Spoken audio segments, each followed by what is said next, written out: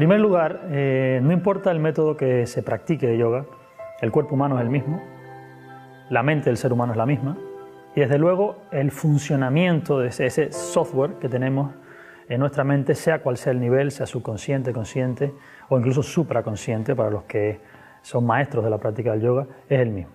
Está totalmente descrito en el Yoga Sutra y se podría, digamos, traducir a los occidentales de una forma simple como la precisión, la percepción y la integración, que son los tres elementos fundamentales o pilares sobre los cuales se debe sustentar una buena práctica de yoga. Ya repito, no importa si son principiantes o son experimentados y tampoco importa el método que se practique.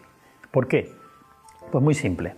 La precisión es lo que permite discriminar si la sensación de diferencia que se produce entre los hemisferios del cuerpo, entre la banda derecha e izquierda o en la cara frontal y posterior, se produce por una mala postura, es decir, que es imprecisa la postura, o porque esa diferencia es inherente a nuestro cuerpo. Si estamos haciendo asanas o ejercicios de yoga y estamos haciendo pranayamas o ejercicios de respiración y percibimos esas diferencias y sentimos que un pulmón se llena más que otro o un lado de nuestro cuerpo pisa más fuerte que el otro y no tenemos precisión en la postura, ¿cómo sabemos cómo corregir esto?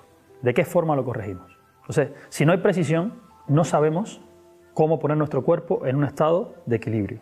Eso es lo primero. Luego, la percepción nos permite la comunicación correcta del cerebro con cada una de las partes del cuerpo. Si no existe percepción en la práctica, la conciencia sencillamente no profundiza. Seguimos trabajando con la vista. O sea, corregimos una pierna porque la vemos. Cuando no la vemos no la podremos corregir porque la comunicación nerviosa entre el sistema sensitivo y motor de la propia región que queremos corregir no está potenciado. Y eso se potencia con la práctica, eso se le llama percepción, a un nivel muy bajo, pero es percepción, y a partir de ahí, pues más en profundidad. Y finalmente, el yoga se trata de unión, unificación. Nuestra mente no es una mente que esté en un estado de unidad, es una mente que está en un estado de separatividad.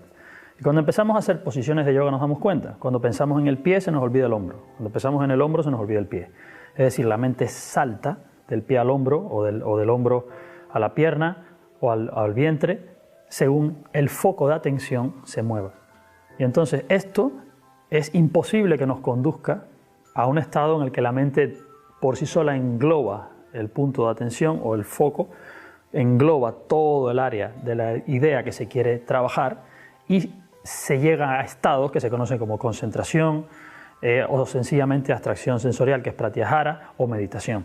Es imposible acceder a estados de conciencia de ese tipo si trabajamos sobre una mente separativa. Así que la integración, probablemente el más importante de esos tres pilares, es el que permite que el estado de conciencia varíe y el asana madure, que no importa que llevemos 20 años practicando. Si no hacemos las cosas de esta manera, el estado de conciencia, que es para lo que el yoga está diseñado, la mejoría de ese estado de conciencia y la evolución, no se produce.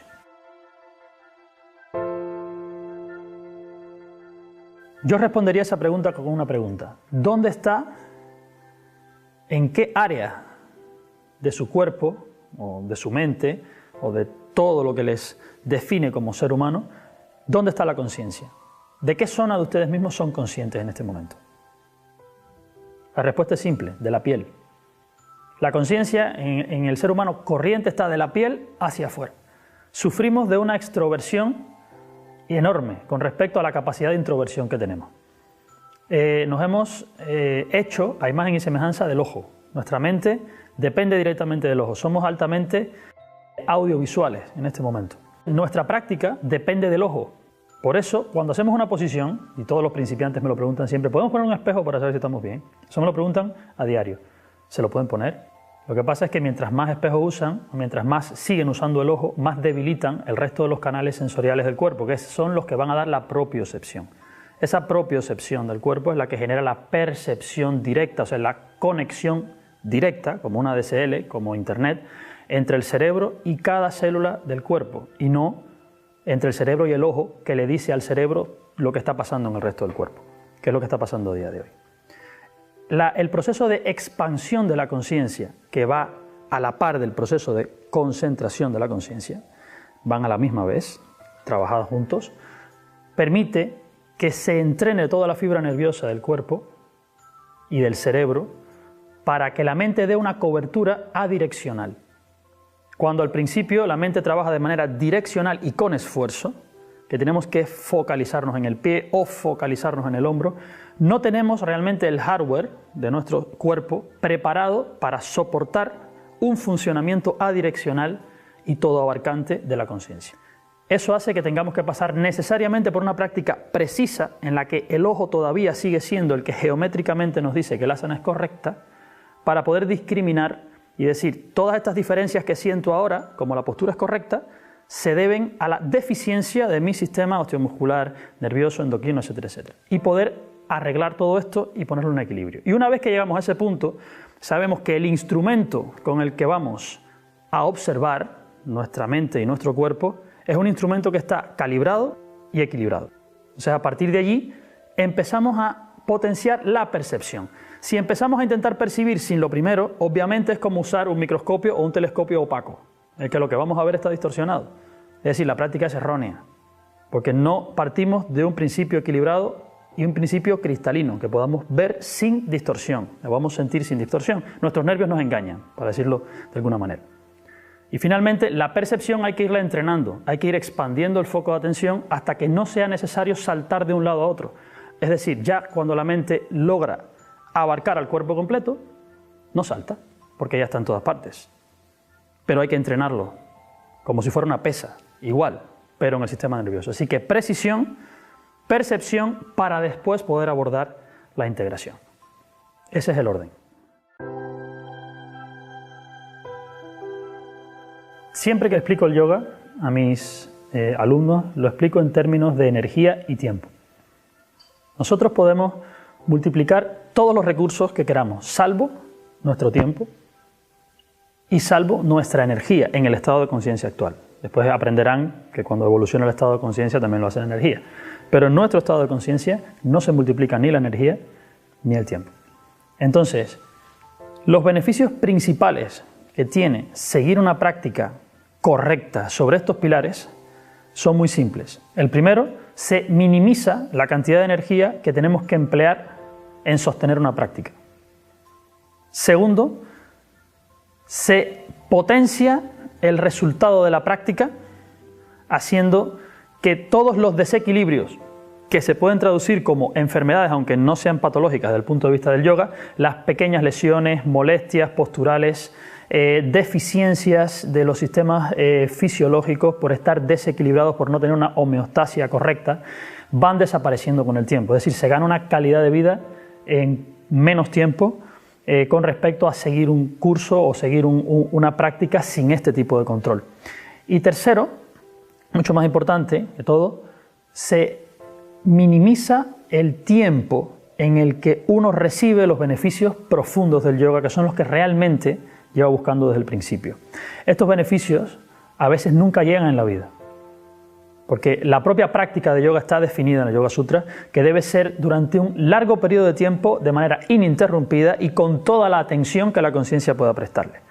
Y en un momento actual en el que la extroversión que nos exige el propio sistema social en el que estamos viviendo en Occidente, es casi imposible que sin un método riguroso y ya optimizado nos planteamos, incluso a medio y largo plazo, convertirnos en yogis en el mismo siglo XXI en el que vivimos. Y el objetivo que yo tengo con estos tres pilares es que esto sea posible aquí y ahora, en mitad de esta sociedad. Que no sea necesario un retiro, que no sea necesario nada más que vivir aquí, pero hacer las cosas correctamente estructuradas y observadas, para que el resultado sea óptimo y nuestra energía y nuestro tiempo dedicados a ellos, mínimo. Ojalá hubiese tenido yo al principio de mi práctica una guía como esta, para comenzar a practicar. Yo les diría que tengan muy en cuenta que el yoga es uno de esos ejercicios en los que importa más la relación que establecemos con él que el resultado que da el ejercicio. Porque la transformación a la que está evocando el ejercicio de yoga no es una transformación meramente física.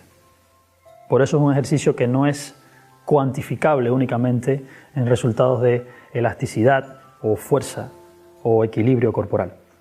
Como lo que se está dando en un ejercicio de yoga tiene un impacto profundo que llega al propio foco de atención de la conciencia y llega a nuestro estereotipo dinámico de conciencia, que es nuestro carácter, yo les pediría que, sin olvidar la meta, que es, por supuesto, el aumento de la calidad de vida, les diría, no pierdan tiempo, no gasten o hagan esfuerzos inútiles.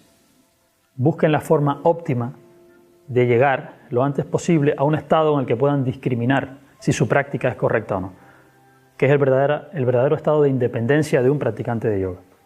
Mientras tanto, estamos siempre pendientes de que alguien nos corrija o que algún manual nos enseñe. El objetivo de nuestro trabajo, todo nuestro trabajo, es que hayan practicantes de yoga, no personas dependientes del ojo ajeno para que practiquen o para que sepan cómo se hace el yoga. Ustedes pueden lograr en poco tiempo, por experiencia propia se los digo, pueden lograr en poco tiempo una corrección de sus molestias principales durante la práctica y una potencia en su estado energético y en su capacidad de discriminación, que les haga llegar al nivel y la calidad de vida que ustedes están esperando. Les diría que se fijaran en este enlace que está justo debajo, que entraran y que de forma gratuita vean la información que hemos preparado. Si está hecha para que de manera gratuita ustedes la vean, se beneficien de ella y la divulguen, porque es algo que a día de hoy todo el mundo debería saber. Espero que lo uses, espero que te sea beneficioso a ti y espero que hagas que a otros también les sea beneficioso. Muchas gracias.